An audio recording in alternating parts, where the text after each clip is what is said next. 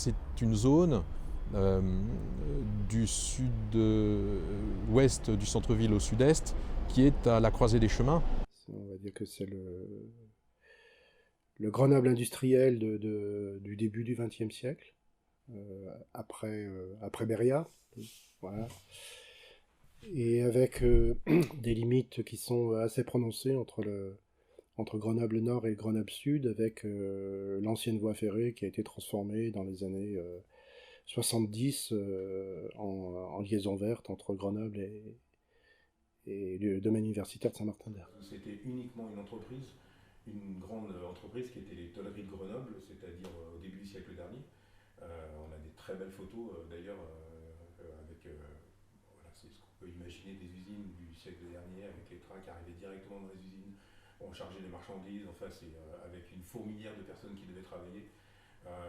Je crois qu'on avait les chiffres, mais c'était vraiment énormément de monde qui travaillait dans les tôleries de Grenoble, c'était énorme. On a encore un canal qui passe sur ce site, qui était un affluent du Verderet, qui est la rivière qui traverse l'ensemble de l'agglomération et qui est aujourd'hui canalisée, busée à Ebens, et qui est ensuite qui va jusque dans l'Isère. Et là, on avait plusieurs affluents qui participaient à l'irrigation. Là, dans ce canal-là, à la main, et jusqu'à quand? On baignait là, on buvait l'eau là, ben, l'eau il n'y avait pas de bagnole, c'est vrai, c'était que des fermes. Les vaches ils buvaient cette eau-là, nous on avait soif, on buvait cette eau-là, c'était l'eau. Mais jusqu'à quelle époque? Jusqu'à quelle époque? Les années 50? C'est mieux ça. Quoi, les années 50? Avant la guerre. Ah. À l'origine, c'était quand même un quartier qui était pas mal usagé par donc, tous les gens du voyage, d'autres populations en fait, qui sont petit à petit donc, été relogées ailleurs. Mais finalement, c'était aussi un peu ça, l'ambiance et la dynamique du quartier. C'était vraiment un échange entre diverses catégories sociales, et c'est ça aussi qui était intéressant. Le dimanche matin, à 6h, vous pouvez dans la capuche, il n'y avait plus personne. Ils allaient où? Eh bien, tous à la pêche. Tous à la pêche. Tous à la pêche. Et vous alliez où? Pas l'hiver. Partout que vous voulez. Et qui avait une véritable histoire, et en particulier liée à l'histoire de Grenoble après l'exposition de la Hutte Blanche de 1925. Et qui fut une période très dynamique en France et à Grenoble, de reconstruction et d'expansion économique, industrielle, démographique également. C'était nombre d'entreprises qui s'installaient, les établissements para dans l'électromécanique, les chaussures, les moulins, etc. Il y avait nombre d'entreprises qui allaient faire venir un exode rural ou montagnard des montagnes environnantes, du Trièves, de l'Oisans ou de Beldonne.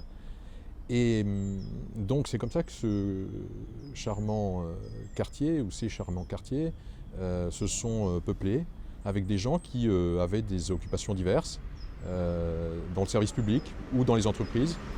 Il y avait aussi des cadres, des ingénieurs dessinateurs, il y avait des qui travaillaient à l'époque chez Nerpic. Et ça demeure toujours le cas, puisqu'il y en a beaucoup chez Schneider, chez Hewlett-Packard ou d'autres entreprises. Et il y a aussi des instituteurs, il y avait des chauffeurs de bus, des poinçonneurs d'autobus, des métiers qui ont disparu. Il y avait aussi beaucoup d'artisans, il y avait des bouchers charcutiers, il y avait voilà, toute une diversité de métiers. Je sais qu'avant, il y avait beaucoup de commerces, de vieux commerces. Il y avait une boucherie dans l'angle, il y avait il y avait un petit primeur, un poissonnier, mais ça, c'était il y a très longtemps. Donc je sais que ça a toujours été une grosse rue commerçante, voilà, avant. C'est tout. L'évolution, je ne l'ai pas trop vue. C'est un quartier qui est un quartier historique, qui fait partie du patrimoine, on peut le dire, de Grenoble, des années 30.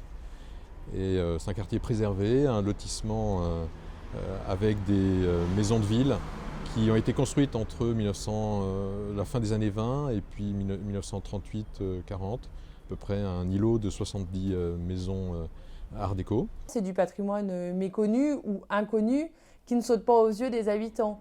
À titre d'exemple, on avait par exemple envisagé de travailler sur la cité Capuche, qui pour les gens, voilà, c'est un lieu d'habitation, mais c'est quand même en termes d'histoire, voilà, une cité qui a une importance, qui a logé du monde, qui a travaillé dans les usines aux alentours. C'est un secteur qui a fait l'objet de plusieurs intentions de projet très fortes, puisque dans les années 60, il y avait la velléité de construire sur ce secteur-là, emplacement de MC2, un nouveau quartier, un nouveau centre de Grenoble.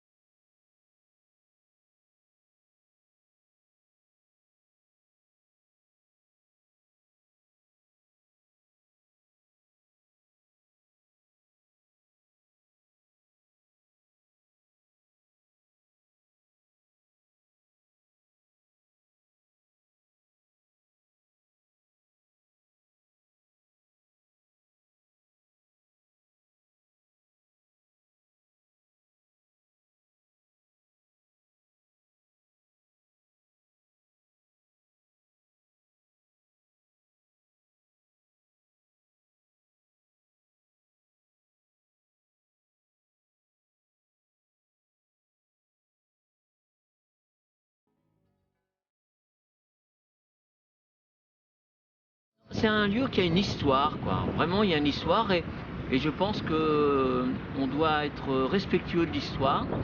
Une histoire ancienne, une histoire industrielle, une histoire ouvrière, une histoire de la transformation urbaine, hein, avec la CAF qui est arrivée, la Maison de la Culture, enfin, tous ces éléments-là qui... Ouais, il y a un lieu. Longtemps resté à l'écart des investissements et des budgets de rénovation, notamment des infrastructures, des voiries. Il s'agit soit de le faire évoluer dans le bon sens, en y prêtant attention et en rénovant partout où c'est possible. Pour la partie qui revient bien évidemment aux autorités publiques et pour les personnes privées, eh ben, on s'en charge. Mais il y a certainement des bonnes idées à avoir pour pérenniser ces quartiers. Et encore une fois, ce n'est pas uniquement aux Alliés alpins, c'est aussi Bajatière, c'est aussi l'abbaye, c'est aussi les eaux claires, donc qui font partie de la richesse méconnue du patrimoine grenoblois.